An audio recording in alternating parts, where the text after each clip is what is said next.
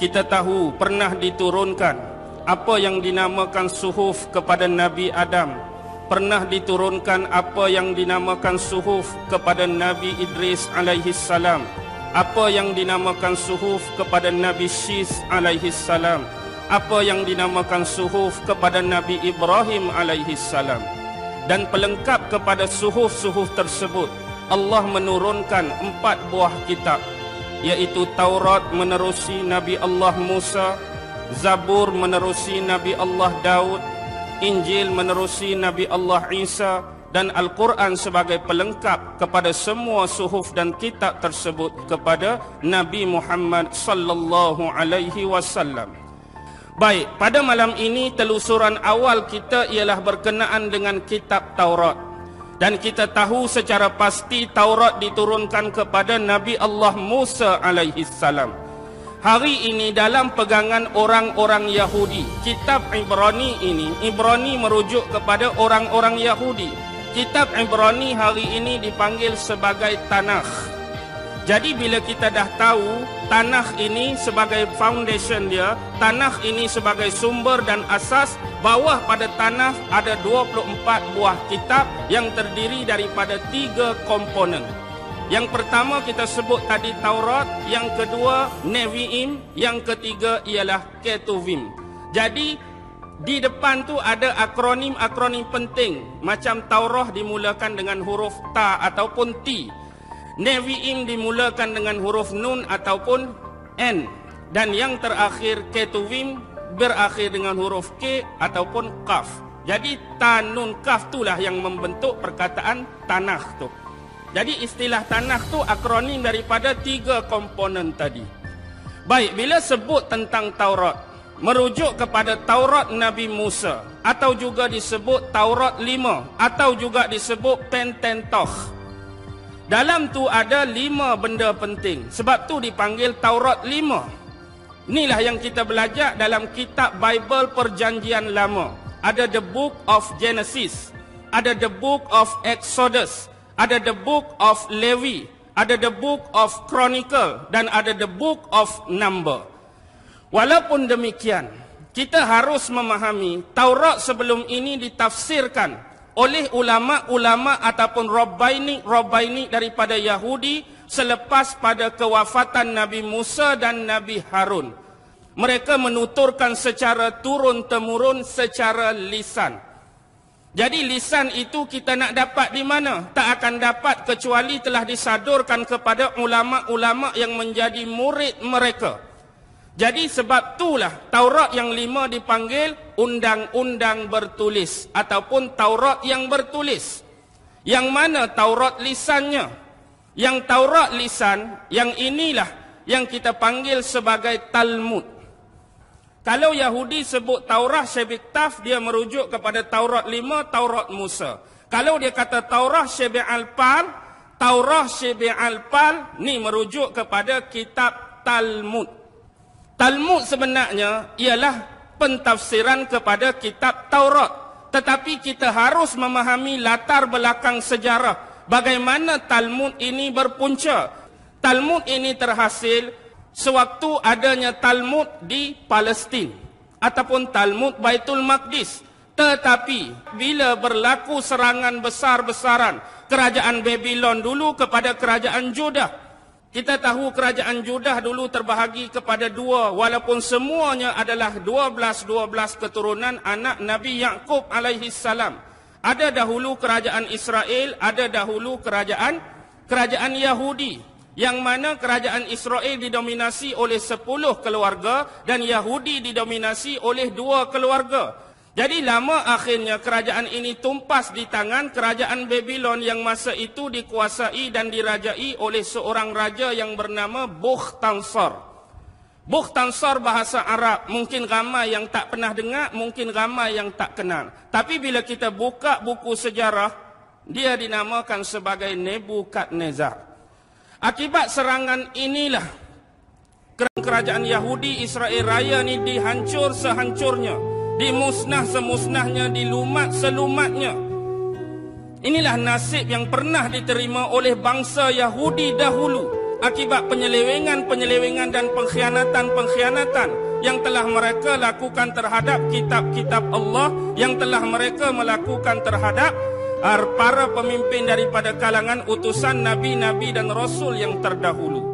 Dan akibat dibawa sebahagian besar 80 orang Rabbaini yang paling alim di kalangan bangsa Yahudi itu ke mana? Ke Babylon. Lalu atas arahan dan saranan daripada Raja Bukhtansar ini, maka muncullah Talmud yang kedua dipanggil Talmud Babylon. Jadi sekarang ni ada dua bentuk Talmud yang mentafsirkan kepada kitab Taurat. Satu Talmud Palestin ataupun Talmud Baitul Maqdis. Yang kedua ialah Talmud Babylon.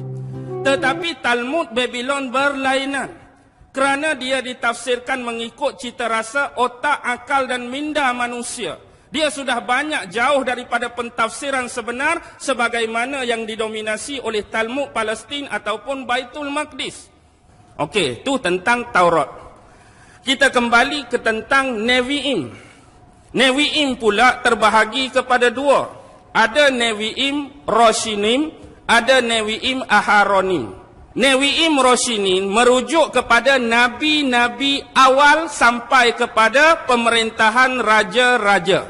Ada 4 kitab di bawah Nevi'im Roshinim.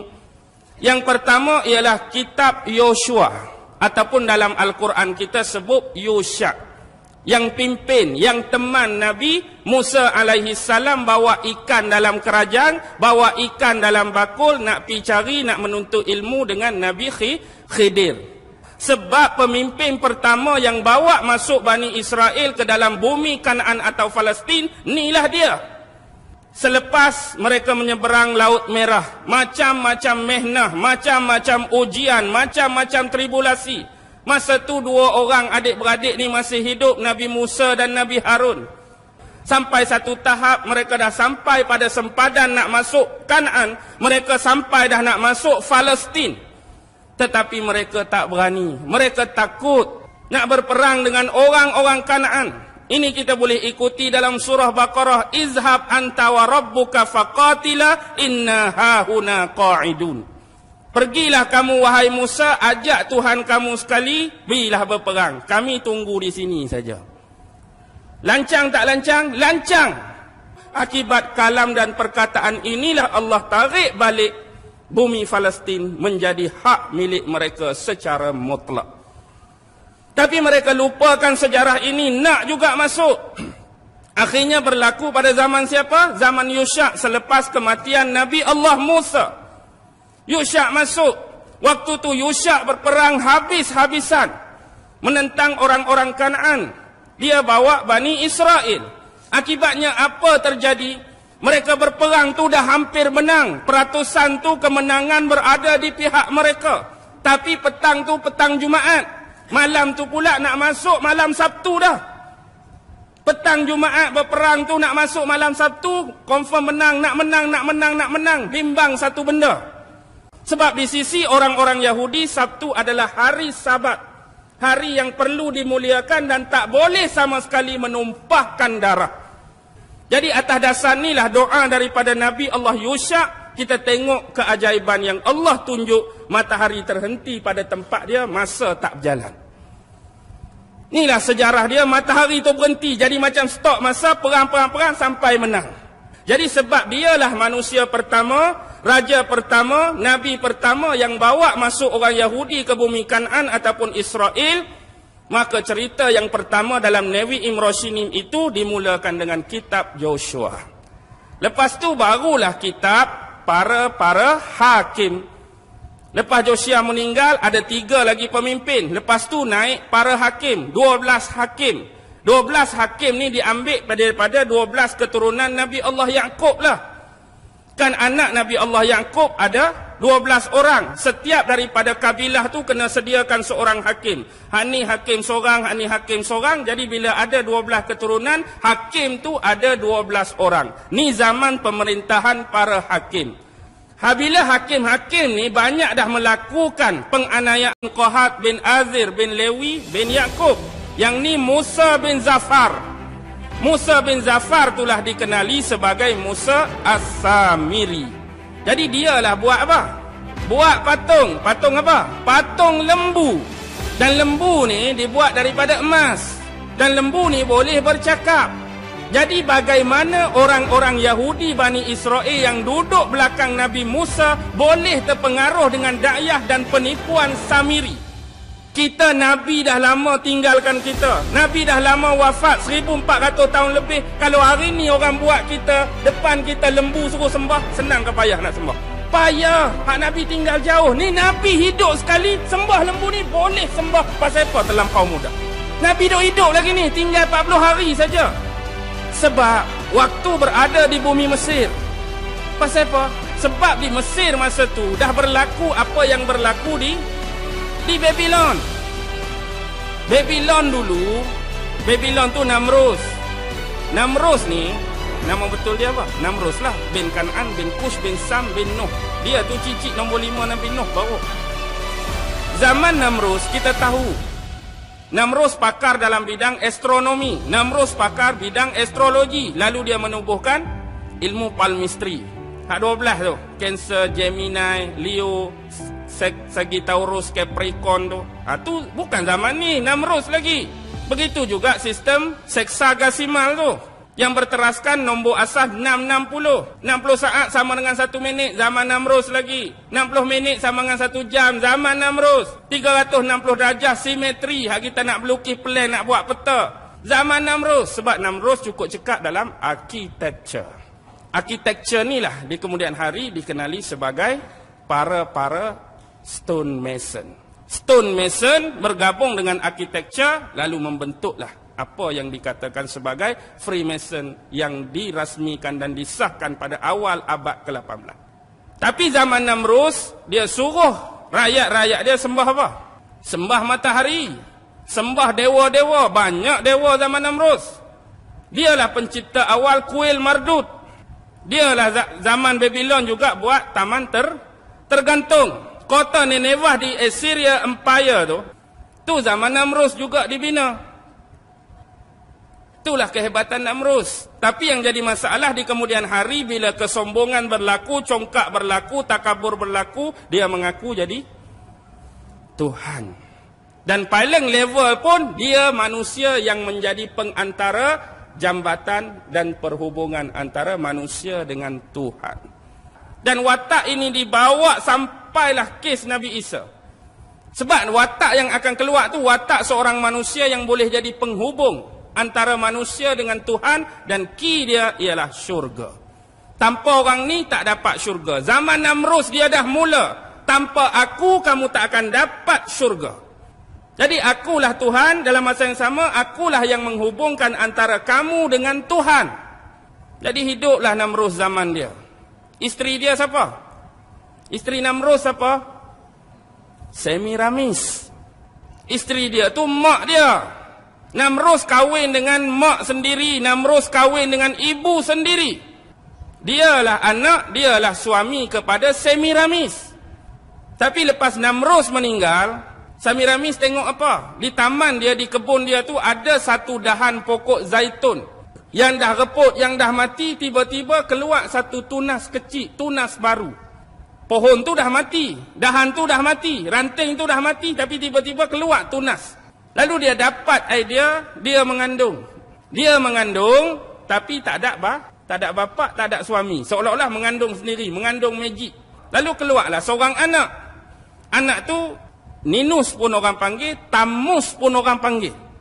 Tammuzi satu lagi. Ninus pun dia, Tammuz pun dia, Tammuzi pun dia. Jadi, bagi Semiramis, dia menganggap Tammuzi itu adalah reincarnation, pengembalian semula Namrus ke dunia. Hakikatnya anak ni nama Tammuz, tapi roh duduk dalam tu roh Namrus. Sebab itulah sebelum anak ni lahir, pokok zaitun hak tumbuh tadi itu dijadikan sebagai clue dan perlambangan. Kemudian dia letak satu pohon yang dipanggil pohon evergreen. Kemudian setiap kali 25 Disember bangun pagi esok penuh dengan hadiah di pohon evergreen ni. Maka Bani Israel ni mengadu kepada siapa? Mengadu kepada seorang Nabi yang hidup selepas pemerintahan para hakim, iaitu Nabi Samuel.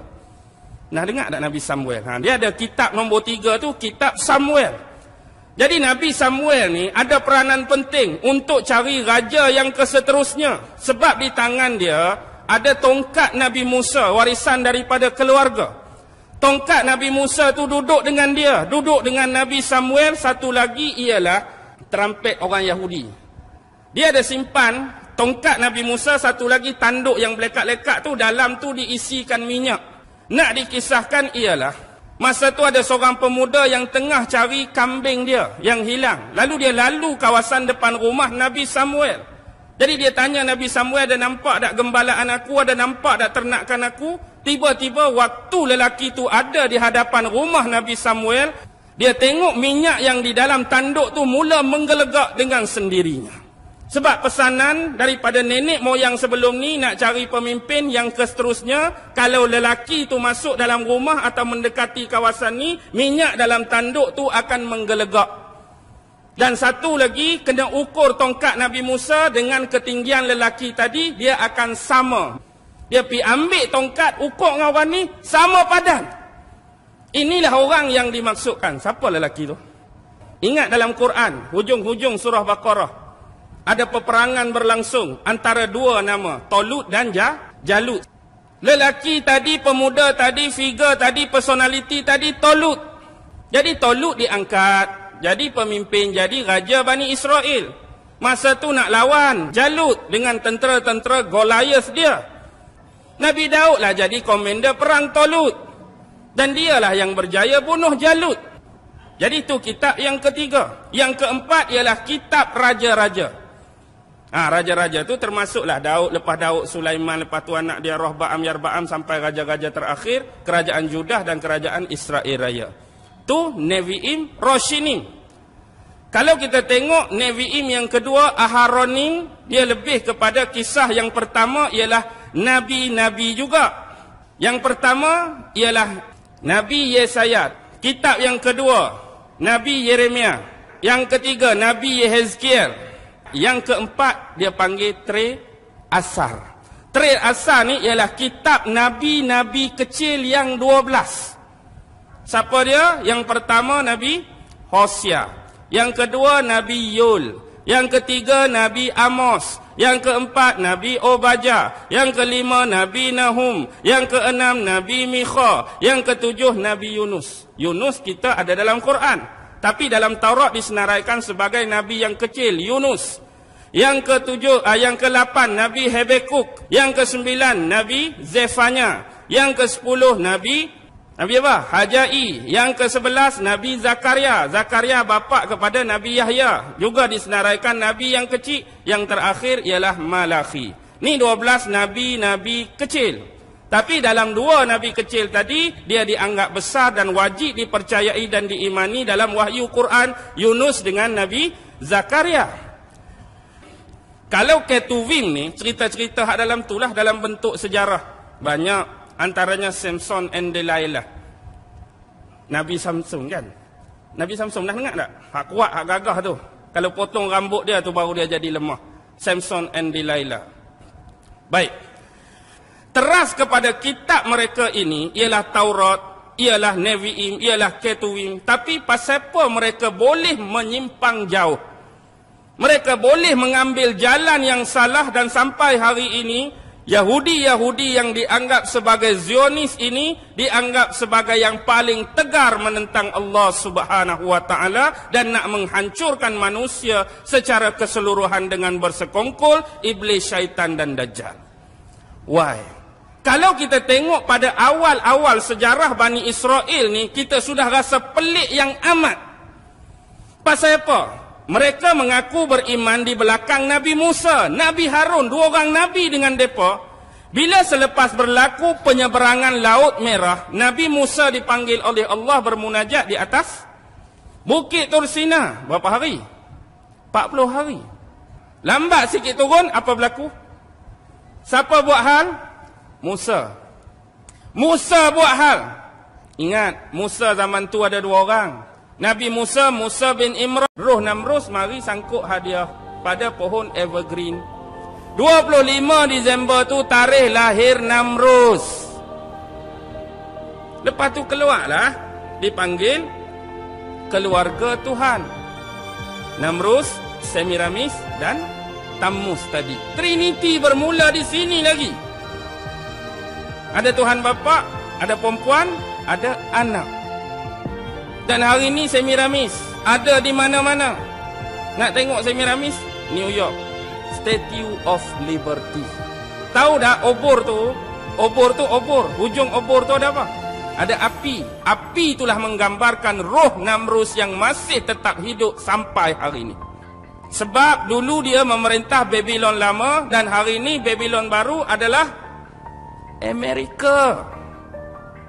Sebab tu sistem Hexagesimal, sistem nombor 660 tu ditukar kepada sistem 1. Tengok pada kod duit $1 MDCCLXXVI tu. Faham ke tak tu? Itulah perlambangan pertukaran. Hexagesimal ke centesimal itulah. Tahun tu kod tu keluar nombor 1776. 1776 ialah tahun Amerika merdeka. Illuminati pun 1 hari bulan Mei 1776. Nasib baik Illuminati tubuh 1 bulan Mei. Kita dapat juga cuti dah. Tahu dah untuk siapa anda bekerja sekarang. 1 Mei juga terkait dengan ritual Beltan. Pernah dengar ritual Beltan ni? May Day. Pernah dengar? May Day. Hari Mei, bukan kumpulan Mei. May Day, ritual Beltan. Dia ritual Beltan ni dia ambil dari Tammuz. Tammuz tu juga. Tammuz, tam tu sempurna. Mus tu membakar, pembakaran yang sempurna. Tammuz dalam upacara ritual Beltan ni dipanggil sebagai Moloch. M-O-L-O-C-H. Mereka ni nak buat apa? Ada ritual May Day ni, ritual Beltan May Day ni orang-orang druid di Inggeris dulu. Dia ambil anak-anak yang kecil, dia anyam patung yang besar. Patung ni patung anyaman, dia letak anak-anak 2-3 orang, dia bakar patung tadi. Ni upacara untuk dipersembahkan kepada siapa? Kepada iblis dan setan. Pembakaran hidup-hidup. Dan hari ini ritual ni masih berlaku. Bukan rakyat biasa. Bahkan orang-orang hak tahap besar, nak bertanding jawatan dalam Presiden Amerika pun terlibat dalam upacara ritual satanik di Bohemian Grove. Pernah dengar tak Bohemian Grove? Lambang buruh hantu. Buruh hantu aduk sengit. Macam lambang kelab bola sepak Sheffield Wednesday tu. Jadi inilah asas-asas untuk kita kaitkan. Untuk kita kait bermula di sini. Kemudian ritual-ritual ini dibawa ke mana? Lepas kerajaan Babylon jatuh, golongan-golongan bangsawan dan elit istana daripada Babylon pergi ke Mesir.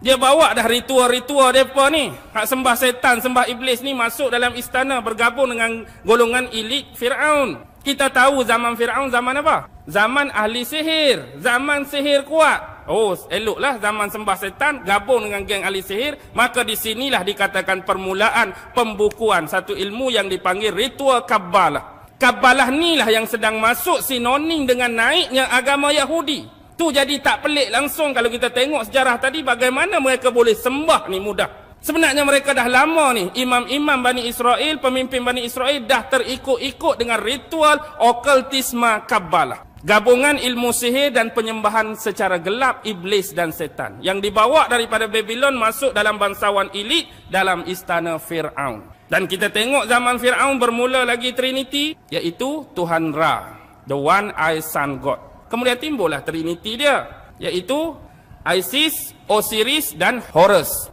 Tuhan Bapa, Tuhan Ibu, Tuhan Anak. Horus tu gambar kepala burung helang. Dan kepala ni selalu ada dalam logo World Cup Piala Dunia. Perhati betul-betul. Piala Dunia hak 94 ke atas, perhatilah. Tak akan ketinggalan kepala dongga ni. Lepas tu penyembahan Tuhan dewa-dewa banyak di Mesir. Bukan setakat Ra, bukan setakat Isis, Osiris, Horus. Kita ada dewa Thor, kita ada dewa Emtah, kita ada dewa Anubis. Kita ada dewa Hathor. Hathor itulah dewa lembu sebenarnya. Bukan kata Samiri itu baru buat. Hathor dewa lembu dah lama disembah di bumi Mesir. Orang-orang ni pernah minta dengan Nabi Musa supaya dibuat satu patung untuk sembah dia. Ada dah perkataan lagu ni pada Nabi Musa. Suruh buat patung, suruh sembah. Nak nampak juga Tuhan. Sebab itulah ritual Kabbalah. Nombor 1 kitab mereka ialah Zohar. yang menceritakan tentang sifat-sifat dan bentuk zat Tuhan. Kabalah dah mula awal lagi tentang sifat dan bentuk Tuhan dalam kitab mereka, buku mereka yang nama Zohar. Dalam Kabalah juga, kalau bab syariat, bab agama, mereka ada satu kitab lain yang dinama Sidur. Kalau bab hal-hal perayaan dan keagamaan dipanggil kitab Makhzur. Kabalah inilah yang paling bahaya. Inilah meresap masuk sama naik dengan agama Yahudi. Sebenarnya geng-geng ni walaupun tak lagi dinamakan Freemason, zaman tu yang suruh bakar Nabi Ibrahim siapa? Namrud sendiri ke geng-geng gelap ni? Geng-geng gelap ni lah yang duk cucuk Namrud suruh bakar Nabi Ibrahim. Geng-geng ni jugalah yang cucuk Raja Herodes dulu supaya bunuh Nabi Isa. Sebab ajaran dan inti Kabalah raja akhir zaman yang mereka tunggu ialah siapa? Dajjal.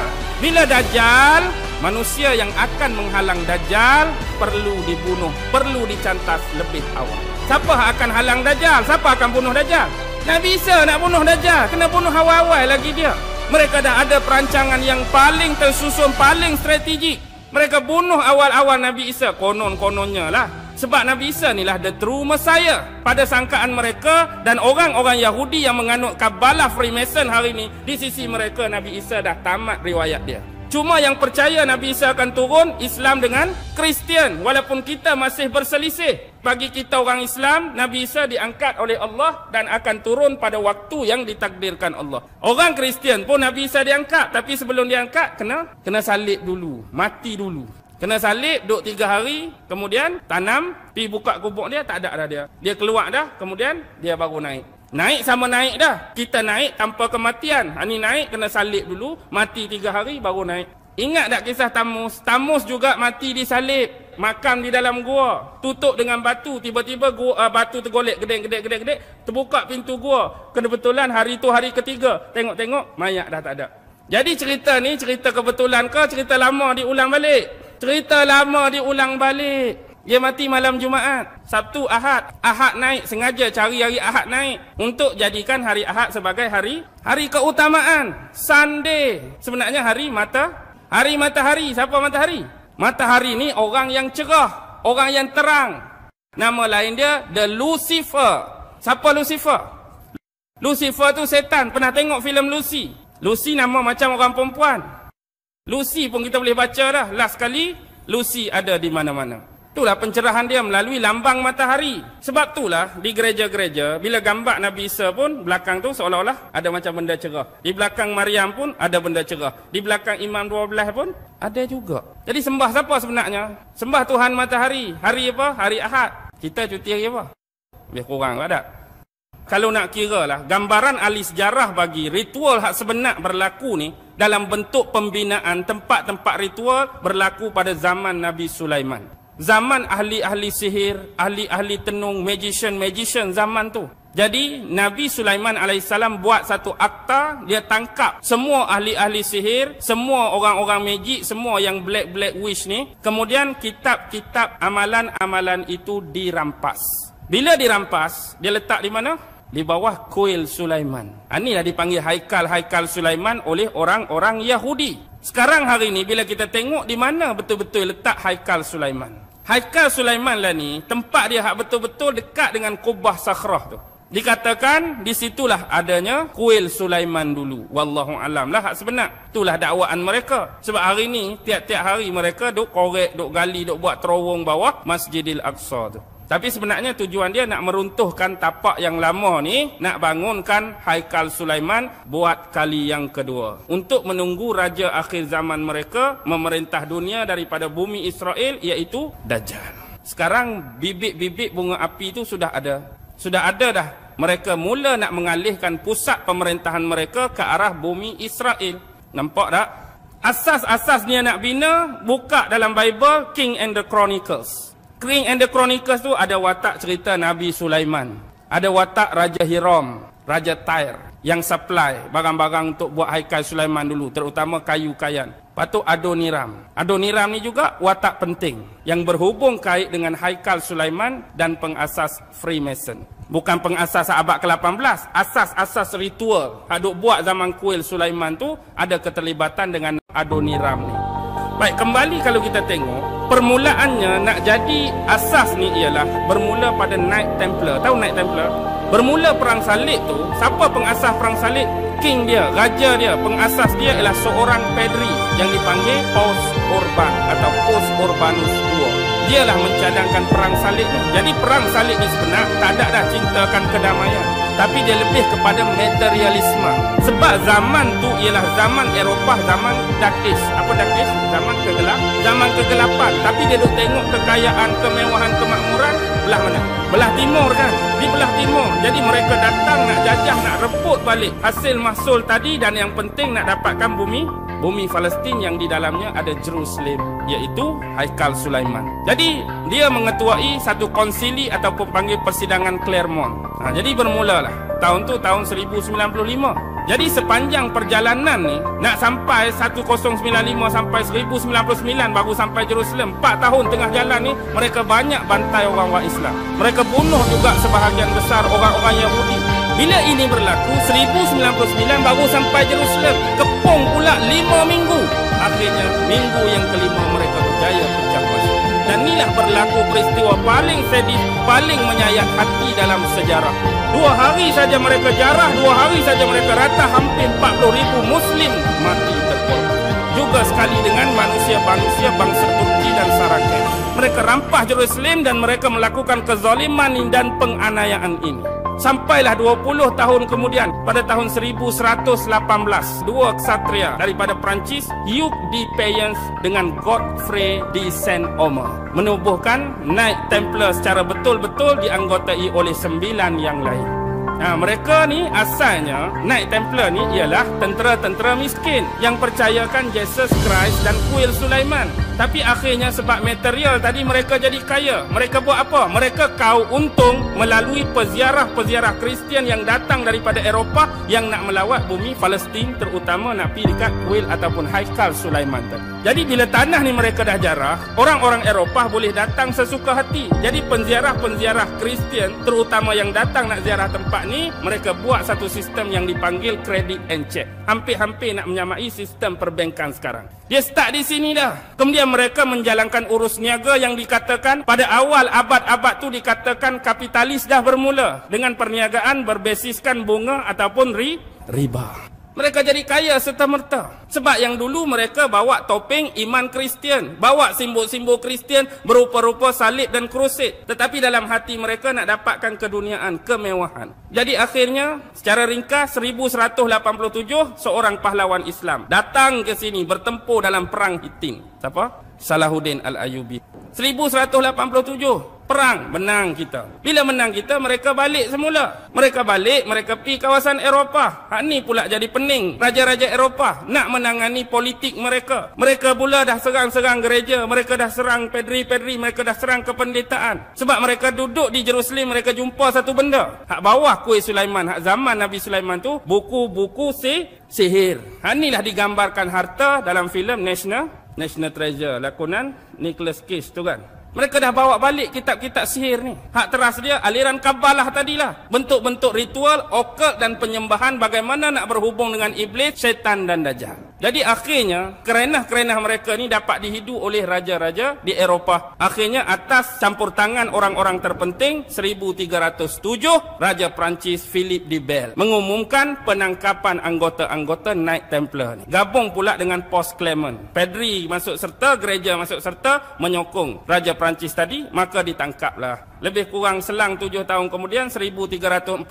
Grand Master dia iaitu Jacques de Molay. Jacques de Molay ni dihukum. Lalu dia mati. Kemudian geng-geng hak lain ditangkap tu dibicarakan. Tapi walaupun demikian hakikatnya ada mereka yang berjaya lolos dan lari. Mereka cari satu-satunya negara di bumi Eropah yang tidak percaya kepada gereja Katolik pada abad tu. Siapa? Negara mana? Scotland. Mereka pergi ke Scotland, minta perlindungan. Siapa Raja Scotland masa tu? Robert de Bruce. Robert de Bruce lah lindungi mereka. Akhirnya mereka bergabung dengan siapa? Di sinilah start. Mereka nak bergabung dengan geng-geng hak datang daripada banjaran Kaukasia, banjaran Eurasia, hak keluar daripada tembok-tembok Zulkarnain. Hak keluar daripada tembok-tembok Zulkarnain dah keluar, mereka naik ke arah utara. Kemudian mereka jadi orang-orang Viking. Lalu lama kelamaan tukar sejarah di sini. Asal mereka bangsa bangsa lain, asal mereka Normandy dengan Celtic, tapi kemudian mereka tukar sejarah, mereka katakan mereka sebagai berbangsa Anglo-Saxon. Mereka jadilah tukang-tukang batu, tukang-tukang pembina. Bergabung pula dengan geng hak lari tadi, lalu terbentuklah Lodge Freemason yang pertama di dunia, Scottish Rite. Inilah secara rasmi barulah dikatakan Freemason benar-benar wujud. Tapi benda hak bawa tu hak zaman Namrus lagi, isi kabalah dia. Sebab tu, siapa yang jadi ahli Freemason, kalau setakat naik pangkat, dia boleh ditabalkan di mana-mana lodge seluruh dunia. Tapi bila dia dah masuk 33 degree, 33 tahap degree, dia perlu ditabalkan di Scotland.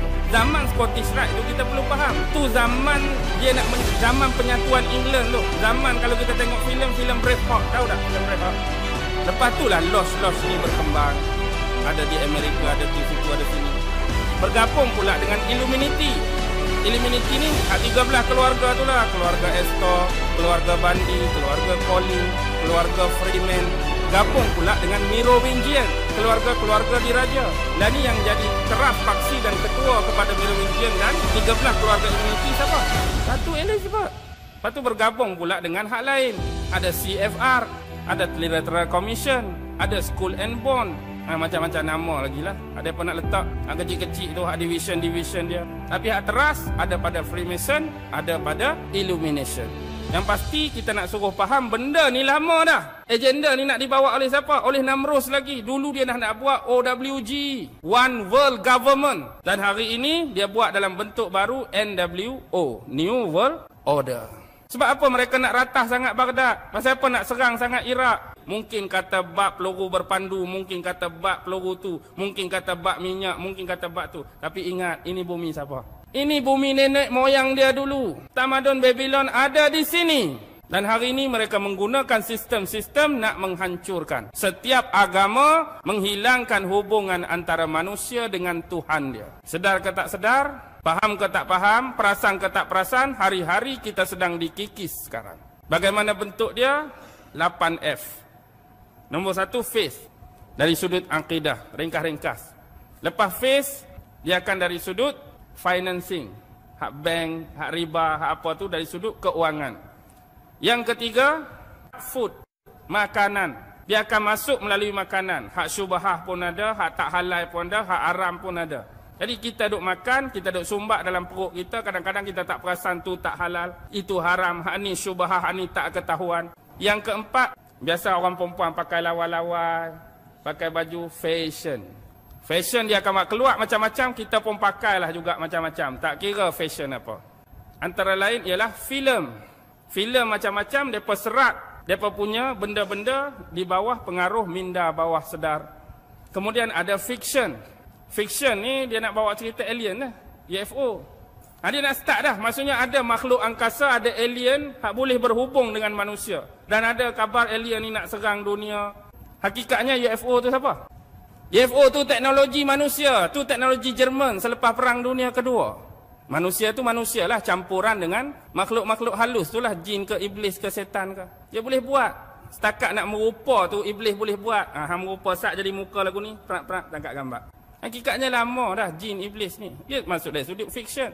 Lepas tu dia masuk dari sudut kadang-kadang freedom, kebebasan. Dia marilah kok celah perempuan pula. Kebebasan, nak hak wanita. Wanita mesti sama dengan lelaki. Hak kami mesti disamaratakan. Lepas tu keluar pula LGBT. Tahu LGBT? Apa dia? Alas sekali. Fandom. Budaya mengidolakan. Dulu mereka sembah berhala. Dia nak suruh orang Islam sembah berhala, sembah patung, tak boleh dah. Last sekali mereka cipta idola. Dalam bentuk ahli sukan ke, ahli muzik ke, orang-orang kenamaan, kita pun jadikan idola. Jadi masuk bilik anak kita, tengok di dinding, Lionel Messi. Tengok di dinding, Lady Gaga. Tengok di dinding, Britney Spears. Tengok di dinding, tak ada seorang rabuk pun hak Islam. Itu budaya fandom. Tak sembah tapi jadikan mereka tu idola. Penyanyi tu, ahli sukan ni, hak orang, hak kita, hak budak-budak duk minat lah ni. Inilah budaya fandom. Setakat malam ni saya nak bagi yang base, saya nak bagi yang asas, saya nak bagi yang dasar. Nak suruh nampak dulu bagaimana bentuk, tata cara, pergerakan, agenda dan susunan. Susunan ni sebenarnya dah ada dalam Book and Chronicle. Nama-nama tadi tu mereka dah menggerak.